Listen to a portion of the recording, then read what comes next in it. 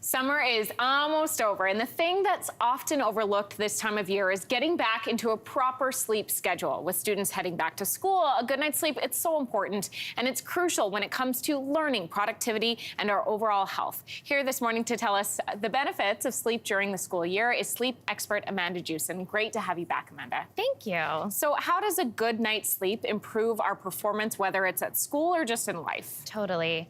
When I think of back to school, I think tests, I think exams, I think of Amanda in third year university bombing my history exam because I pulled an all-nighter.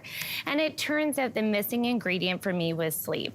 I don't know if you've done this, but when I was doing my studies, I'd be like, okay, I have to stay up all night. I need to retain all the information. It's completely counterintuitive, which is really interesting. If we really want to know something in our bones, we have to sleep on it.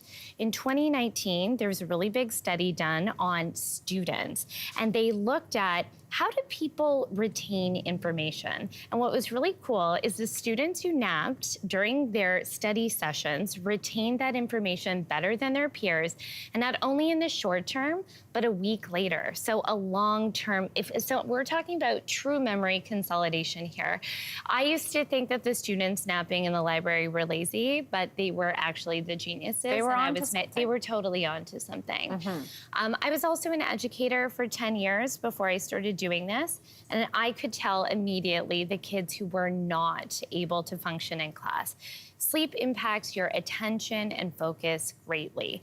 And we can sometimes overlook attention, but as an educator, the kids being able to follow a lesson, directions, truly follow the flow of the day, all of that is impacted by your sleep. So making sure most school-age kiddos still need 9 to 12 hours of uninterrupted sleep. If your kiddos aren't getting that much, it's time to reevaluate. Well, I think that's a good note for parents as well. If you're getting notes from the teacher commenting about things like behavior or attention, instead of trying to correct the behavior, maybe what you should look at first could be sleep. 100%. And I mean, we actually have good data on that as well.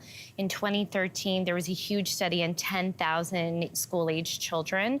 The kids who were sleeping visited the principal's office less, had less interactions with the teachers, did better overall. And I mean, I think this is good advice for society in general, right? We think about kid behavior, but adult behavior too. You know, how are you showing up at Starbucks when you're getting your coffee? How are you showing up at the grocery store, right? Sleep is key to better behavior, better moods. And key to overall health. So how would you say sleep affects that overall health of an individual? I love this because I feel like, you know, I'm always thinking about how to be more healthy, how to be my best self. And if someone told me just go to sleep, really, I'm going to tell you today, just go to sleep. We know that having a good night of sleep, if you're around someone with a cold, you're less likely to get that cold. Or if you do get the cold, that sucks, you're more likely to rebound easily and quicker. In 2021, researchers looked at, you know, how is sleep really impacting health? You know, how are people recovering?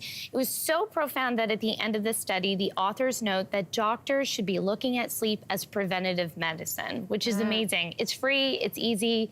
You can do it laying down. Let's do that. So I think about that physicality part, but we also have to think about mental health. And I think it's well known that sleep and mental health go hand in hand. But if your child or you are impacted by stress, anxiety, depression, mood disorders, the very first thing your physician or your mental health professional is going to ask you is how well are you sleeping? And we're talking about consolidated sleep in a row. Again, that 9 to 12 hours for kiddos, 7 to 9 hours for adults for optimal mental health functioning. Well, as we head back to school in the fall, as we head back into kind of regular life, all of these things are so important to keep in mind. Amanda, thank you so much for being in studio today. Thank you. Hey, thanks for watching. If you liked this, be sure to subscribe here, or you can check out more Your Morning videos right here.